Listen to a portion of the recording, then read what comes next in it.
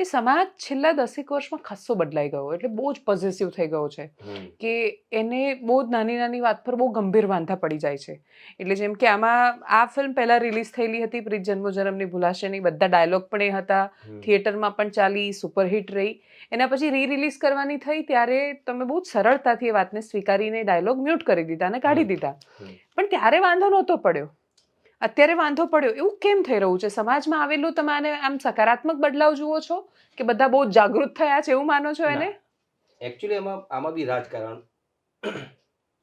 રાજકારણીઓ છે ને અમારા સમાજને વિખેરવા માંગે છે. પહેલી વસ્તુ, અમારો સમાજ એટલો મોટો, ક્ષત્રિય સમાજ, રાજપૂત સમાજ, અમે બધા એક જ છીએ. પણ ગમે તે રીતે આ સમાજને અલગ કરો તો આ સમાજ એક થશે, એ અલગ થશે તો અમારું કઈ આવશે.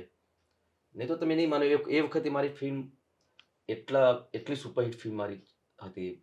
17 એક વર્ષ પહેલાની વાત છે.